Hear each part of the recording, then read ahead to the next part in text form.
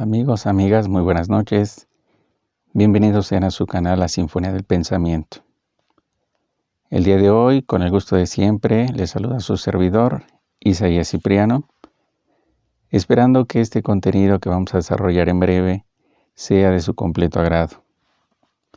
El día de hoy vamos a abrir el abanico de posibilidades, haciendo referencia a una obra que hoy por hoy se ha convertido en uno de los grandes testimonios del terremoto del 85. Ese terremoto que habrá de marcar la vida de muchas personas a lo largo de ya 3 décadas y media. Y bueno, para ello voy a recurrir a un texto. El texto es de Elena Poniatowska y el título es Nada, Nadie. Ese es el texto, queridos amigos, que voy a leer junto con ustedes. Una pequeña introducción, un pequeño acercamiento a esta obra. ¿Por qué elegir este texto? Estamos en el mes de septiembre y justo ya se acerca un aniversario más de esa triste fecha en la cual fue estremecido el suelo de México. Y junto con él también fueron estremecidos millones de corazones dentro y fuera de nuestra patria. Justamente el jueves 19 de septiembre que viene se habrán de cumplir 35 años ya. 35 años transcurridos. Para algunos todavía no se ha olvidado esa fecha y ni se podrá olvidar. Para otros quizá todavía no nacían y es solamente un recuerdo histórico. El día de hoy entonces, apoyándonos en este texto de Elena Poniatowska, vamos a acercarnos a ese episodio que sin lugar a dudas representó una tragedia mayúscula, una tragedia inaudita en la historia de nuestro país, pero que también representó al mismo tiempo, como en muchas tragedias ocurre, la manifestación, la muestra de muchos actos heroicos, de muchos actos de generosidad, de verdadera solidaridad y de verdadero heroísmo.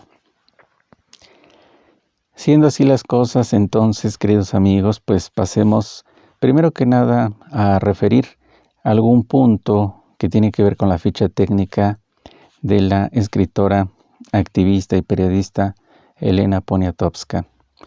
Afortunadamente, ella está cumpliendo, en mayo 19, cumplió 88 años, y entonces para nosotros es también un honor poder hablar, aunque sea de manera muy breve, muy escueta, de su obra, una obra sin lugar a dudas muy fértil, llena de ideas, llena de dimensión social, una obra que cada vez ha estado ampliándose más y por ello en el 2013 se le concedió uno de los premios más importantes de la lengua española, si no es que el más importante de la lengua española, el Premio Cervantes.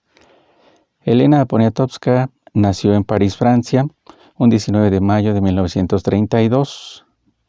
Es de nacionalidad mexicana y su obra es ampliamente conocida. Algunas de las obras que emblemáticamente se señalan en esta editorial que voy a leer con ustedes es la siguiente. En el género de la crónica aparece, por ejemplo, La noche de Tlatelolco, Fuerte es el silencio, Nada, Nadie, que son los testimonios del terremoto del 85 que voy a leer con ustedes en algunos de sus pasajes. Por lo que respecta al género de la narrativa, tenemos Lilus Kikus, Hasta no verte Jesús mío, Querido Diego, Te abraza Kiela, De noche vienes, La flor de lis y Tinísima, entre otras obras. Siendo así las cosas, queridos amigos, y habiendo hecho esta pequeña introducción, vamos entonces a comenzar con los testimonios que ha recogido Elena Poniatowska en esta obra, Nada, Nadie, las voces del temblor. Esta obra apareció por primera vez en el año de 1988. Entonces comenzamos en un día jueves 19 de septiembre de 1985, y el testimonio que aparece en primer lugar tiene la siguiente hora. Son 7:20 de la mañana en ese entonces. Era en ese entonces la mañana y exactamente eran las 7:20 con 30 segundos. Eso es lo que le refieren a Elena Poniatowska. Desde este instante pierdo la noción del tiempo.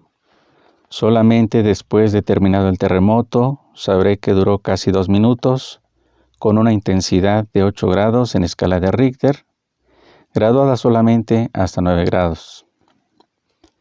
Por la ventana el espectáculo es terrorífico. Los coches estacionados caminan hacia adelante, hacia atrás, chocan entre sí. Los cables eléctricos se estiran, se contraen, se azotan centelleando. Pero lo peor son los edificios de 12 y 14 pisos que nos rodean y que se mueven de izquierda a derecha frente a mí con una amplitud de varios metros. Entonces comprendo que los golpes que sacuden el hotel están provocados por el movimiento de balanceo del edificio que está junto a este. Creo recordar que es 4 veces más alto. Verificación hecha, resulta ser más o menos de 14 pisos. Mi hotel y la torre, continúa dando su testimonio esta persona, mi hotel y la torre vecina se mueven de manera arrítmica. Cuando el hotel se inclina hacia la derecha, la torre se inclina hacia la izquierda y se alcanzan a tocar al repetirse el movimiento, con una intensidad más y más fuerte. Las personas que pasan por la calle se agrupan en medio de esta. No se puede tener en pie. Yo tampoco me puedo sostener. 2 policías se agarran de sus cinturones. Los otros se detienen de las manos, de los hombros, atrapados por un extraño bailoteo de San Vito. 7:21 de la mañana. Espantado, me vuelvo a acostar. Estoy en una coctelera, movido por la mano maestra de un cantinero cuya energía aumenta constantemente. En el muro, los cuadros se vuelven manecillas de reloj. No queda nada encima del buró, ni sobre las estanterías. En mi cuarto hay un amontonamiento de artículos personales, de libros y periódicos. Trepidaciones, choques ensordecedores, se ondula el suelo, la puerta de entrada se entreabre más y más. A decir verdad, empiezo a angustiarme. 7:21 de la mañana con 30 segundos. Alargado sobre mi cama veo el techo, se agrieta. Pequeños pedazos de yeso caen del techo y de los muros. Un olor a polvo invade mi recámara. Desde que empezó el sismo me parece una eternidad. No pienso en nada. Espero acostado, miro el techo. Poco a poco tengo la seguridad de que éste se va a derrumbar por el peso de la torre vecina, es decir, empujado por los muros del hotel. Estamos leyendo, queridos amigos, el testimonio de una persona que ha referido a Elena Poniatowska, que ha referido a los medios su sentir en ese momento en el terremoto del 85. Continúo. Son las 7:36 de la mañana, según este recuento, y dice lo siguiente.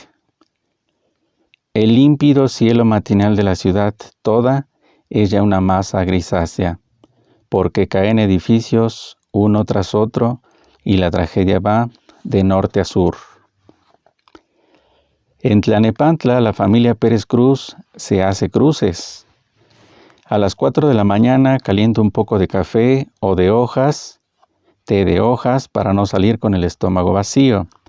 Dice Martina Pérez Cruz, salimos a oscuras. Si no instalamos el puesto temprano, perdemos la venta de los trasnochados.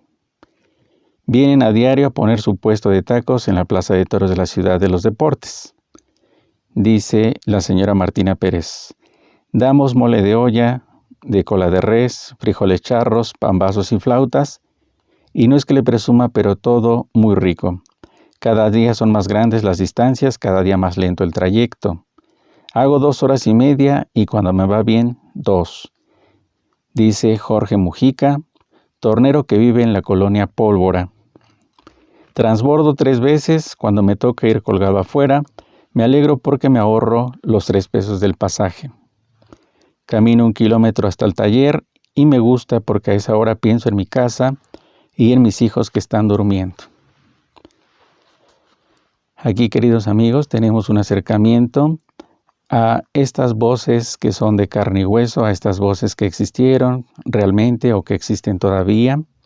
Esperemos que así sea, y que de alguna manera están refiriendo su trajinar diario, su recorrido común, y en medio de todas sus preocupaciones, en medio de todas las salvedades que el transporte en sí mismo representa.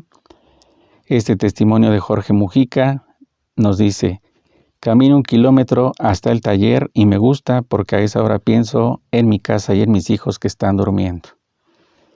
También hay un esfuerzo heroico en todos aquellos padres y madres de familia que a temprana hora, que independientemente del tipo de clima que se encuentre, salen siempre a dar lo máximo, lo mejor, con tal de llevar el sustento a sus hogares. Y bueno, continúa ahora el testimonio. Jesús Zavala proviene de La Cuchilla del Tesoro, calle Poniente 8, Manzana 12, lote 2, e informa: me paro a las 5 de la mañana y si hay tiempo mi mujer me da de desayunar, y si no, así me quedo, con la panza de farol hasta que llego al trabajo. Espero 15 o 20 minutos en el camión en la avenida Texcoco. Pero si viene muy lleno, me trepo en el que sigue y así me voy hasta Francisco del Paso, donde espero a que otro me lleve hasta Nativitas. Ya luego, nada más camino para acá unas 8 cuadras. Es por eso que tengo que madrugar, porque los camiones vienen muy llenos y allí va uno a los arrempujones, pero no nos queda de otra. Estos testimonios, queridos amigos, que si bien es cierto, están de alguna manera ya un poco alejados de lo que es el terremoto del 85, son las voces que nos están refiriendo lo que día con día acontece en su caminar. Justamente en ese día, 19 de septiembre, las cosas van a ser muy, muy diferentes. Y para el día siguiente, que sería el 20, viernes 20 de septiembre del 85, también las cosas habrán de agravarse cada vez más. La ciudad está cubierta por el polvo que raspa la garganta, sale de cientos de edificios, asfixia el polvo, lo cubre todo. Aterrados, los madrugadores tratan de abrirse paso en medio de esa niebla café terrosa. De pronto una voz: está ardiendo el Hotel Regis. Alguien ha prendido a todo volumen un radio de transistores, en un coche estacionado. El locutor anuncia: se acaba de caer una parte del conjunto Pino Suárez. El Superleche es un montón de escombros. Dice el testimonio de Silvia Reina. Silvia Reina: ya me iba a trabajar cuando una persona que vive en mi calle le dijo a Gloria Payarés, nuestra vecina, en una forma muy, muy callada: oye, se cayó el edificio de ginecología. Entonces la vecina se volvió hacia mí y me dijo: aquí entra en escena el señor José Luis. Córrele, José Luis, porque se cayó el edificio de ginecología donde trabaja tu esposa. Y que me echo a correr, dice José Luis. Llegando a la Cuauhtémoc me detuve. Bueno, no tengo por qué correr ni desesperarme. Silvia acaba de salir, no pudo haber llegado. Y sí, adelante la encontré. Venía como loca, como desquiciada. De veras, increíble, bañada en lágrimas. Ni ella sabía dónde estaba. Entre toda la gente que venía, era la más desesperada. No sé si porque me vio, empezó a gritar: se cayó todo, todo se cayó, ven a ayudarnos. La abracé. Córrele para ver si puedes ayudar a sacarlas. Se refería a sus amigas, a las muchachas que trabajaban con ella. Traté de calmarla, pero fue imposible. Al llegar al Hospital General, volteé al lugar donde estaba el edificio de ginecología y, como si no hubiera estado nunca, vi un altero de escombros. Uno no es rico ni nada. Ese día estrené unos botines y pensé: mis botas. Pero luego dije, no importan mis botas nuevas, tengo que ayudar, que viva México. Total, si salvo una vida voy a quedar mucho mejor que pagado. Cuando sacamos a los muertos ni decíamos nada, pero cuando sacábamos o encontrábamos a un vivo o a un herido, para nosotros era una fiesta. Un señor ya grande llegó a la torre de los residentes. Vengo a buscar a mi hijo. Subió a los escombros y dijo, aquí está mi hijo, aquí en este lugar está mi hijo. Voy por gente que me ayude a sacarlo. Se trajo a 6 o 7 y otros más que estaban allí y nos juntamos a escarbar, donde dijo el Señor, aquí está mi hijo, está vivo y lo voy a sacar. Efectivamente sacó a su hijo muy, muy mal herido. No sé si morirá después, pero lo sacó de allí abajo, de donde había dicho, aquí está mi hijo. El día 20 se desmenuzan los gritos. Excelsior, La Jornada, El Día, 1+1, El Universal, Novedades, La Prensa, El Sol de México, El Financiero, Ovaciones, El Nacional.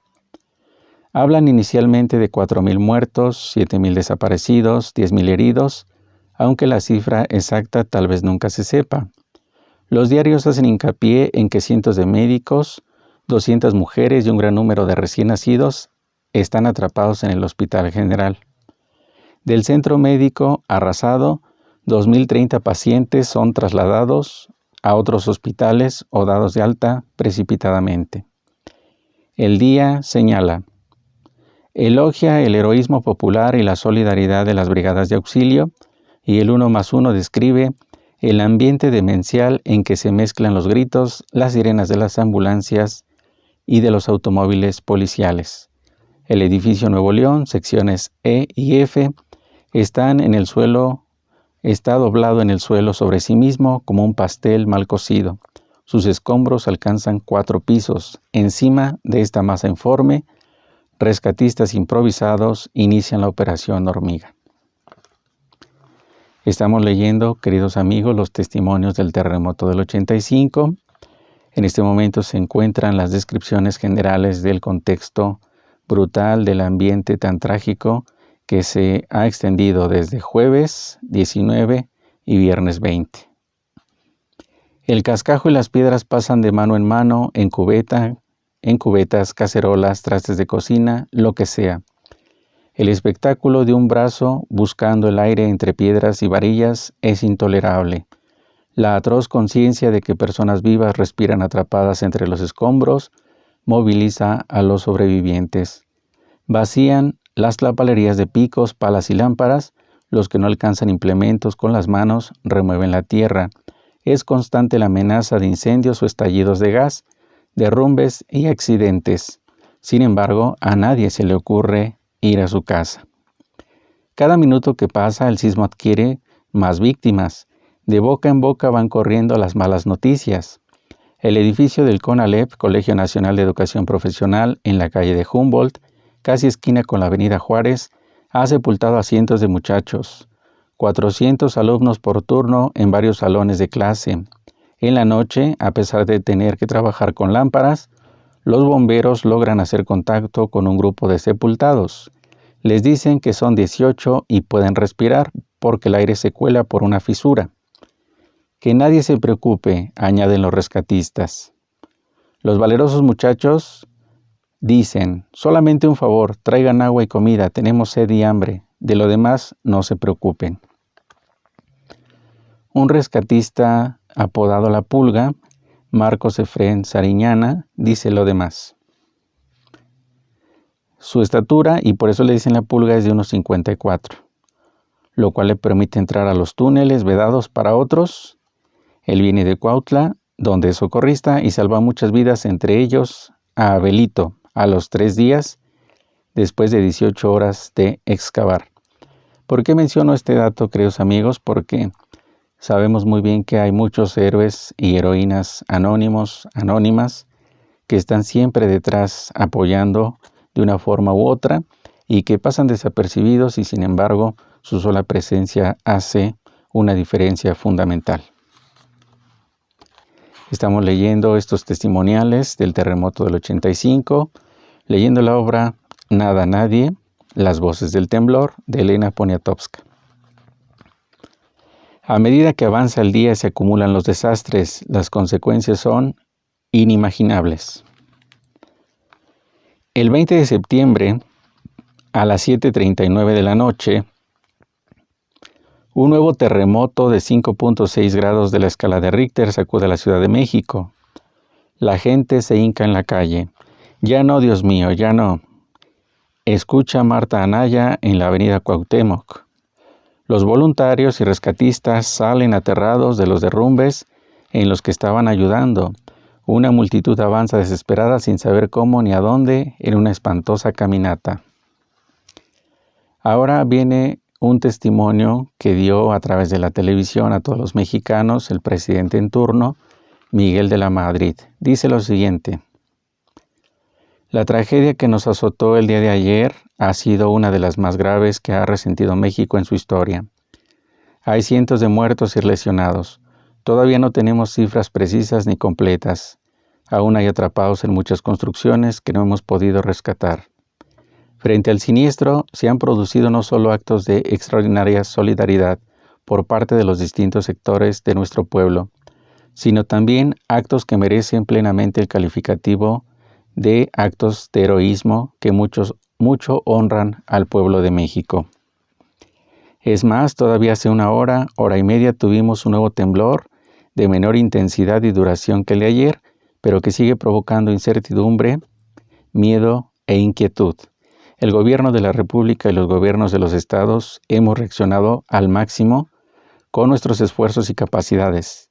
Infortunadamente, lo tengo que reconocer, dice el presidente Miguel de la Madrid, la tragedia es de tal magnitud que nos ha rebasado en muchos casos. No podemos hacer lo que quisiéramos con la rapidez que también desearíamos, sobre todo para rescatar vidas. Frente a este cuadro de tragedia y tristeza, nos estimula la actitud de la ciudadanía a través de sus distintas organizaciones y también por su trabajo en lo individual. Hasta ahí termina ese testimonio que dio en televisión abierta Miguel de la Madrid, expresidente de México. Ahora bien, estimaciones extraoficiales señalan que aún podrían estar atrapadas casi 3,000 personas en el 90% de los aproximadamente 300 edificios que se derrumbaron en el centro del Distrito Federal y en las colonias Roma, Guerrero, Morelos y Doctores, entre otras. Más de 1,000 cadáveres rescatados entre los escombros, según La Jornada. La televisión estatal informó que tan solo en la colonia Roma hay 1,500 muertos. Las funerarias se declaran insuficientes. En San Camilito, donde duermen los mariachis, la mayoría de las viviendas estaban ocupadas. Todos los músicos acababan de acostarse. Los féretros forman fila en el pasillo del velatorio del Iste y en los jardines del recuerdo San Lorenzo Tezonco, Parque Memorial y el Civil de Dolores. En las delegaciones Cuauhtémoc, Venustiano Carranza, Benito Juárez e Iztacalco están los cuerpos reunidos. Allí deben acudir a identificarlos. A las 36 horas serán inhumados en fosa común. Fueron impresionantes los gritos de espanto y desesperación, los ayes, la histeria y el pánico que se apoderaron de la mayor parte de la gente. 250,000 mexicanos sin hogar. El Departamento del Distrito Federal envía 100 tiendas móviles a las zonas de desastre. Después del segundo sismo, 500,000 mexicanos duermen en los camellones en la calle o frente a sus viviendas. Ahora el testimonio de un extranjero, Georg Hafkemeyer, dice lo siguiente: ha sido la impresión más devastadora y radical que he tenido en mi vida. A lo largo de 4 cuadras conté 36 muertos. La gente sacaba cuerpos de las casas destruidas. Desde la calle podían verse edificios y departamentos y oficinas derruidos totalmente. Vi muertos sentados frente a sus escritorios. Se perdieron días valiosos en lo que se pudo rescatar a compañeros vivos. Dice un testimonio más: lo que nosotros tenemos es coraje, mucho coraje. Ese coraje nos va a hacer levantar de nuevo el Hospital Juárez, porque ahorita con la austeridad, con el mundial que viene, es probable que pongan unos árboles, hagan un centro recreativo, hagan lo que sea, pero nada de hospital. Queremos que el Juárez vuelva a ser lo que era, un hospital para la gente más necesitada del país. Quieren evitar a toda costa que un grupo organizado haga presión sobre las autoridades. Eso es lo que nos da a nosotros coraje, la sordera de las autoridades. Ni siquiera como comité nos dejan estar allí, en la noche sacando los cadáveres por otro lado rápido. Así lo hacen ellos, como si quisieran borrarlo todo para acabar más pronto.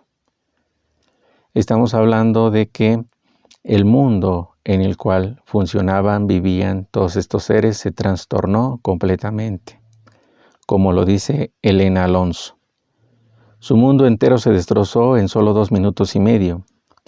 Cuando llegó, enloquecido se unió al grupo de espontáneos que con las manos quitaban piedras con la esperanza de salvar vidas. A los 2 días, sin moverse de allí, identificó el cadáver de su madre. Lo cremó, guardó sus cenizas y regresó. Faltaban su hermana, su sobrino, su cuñado, sus empleados. Supo que una vieja amiga y vecina de su madre se había salvado. Tuvo alguna esperanza y siguió buscando. Vio cómo maquinaria pesada limpiaba los escombros del edificio. Los cuerpos de su gente jamás aparecieron. A 10 días del desastre, su búsqueda no termina. Recorre hospitales, albergues, pone anuncios en la televisión y el periódico y día a día espera a que alguien lo llame.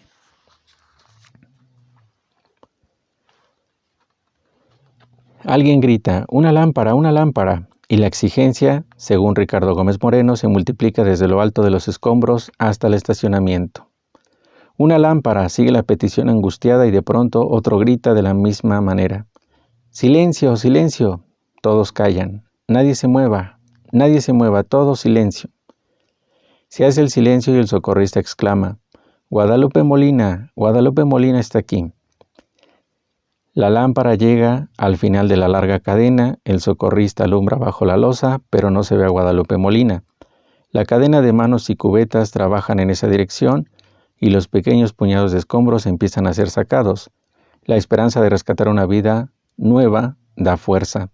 Esta es la emoción que las cubetas vacías caen sin llegar a las temblorosas manos que deben pasarlas a otro compañero. Esfuerzos como este se multiplican en las entradas C, D, E y F del edificio Nuevo León. Cientos de personas colaboran, muchas desde el mismo momento en que el crujir y múltiples lamentos anunciaron la tragedia a las 7:19 de la mañana de ese terremoto en septiembre del 85. Queridos amigos, queridas amigas, he tratado de hacer un recuento de algunos de los testimonios, señalando estos pasajes, leyéndolos con ustedes. Pero sin lugar a dudas, este libro de Elena Poniatowska, Nada Nadie, Las voces del temblor, vale infinitamente la pena poderlo adquirir, porque con una maestría suma y especial, Elena Poniatowska nos coloca de cara completamente de lleno frente a las voces del temblor.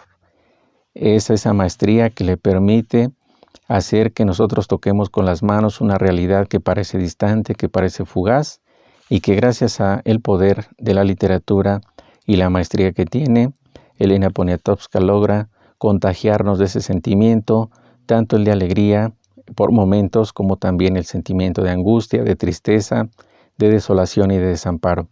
¿Por qué hablar, queridos amigos, de este episodio triste?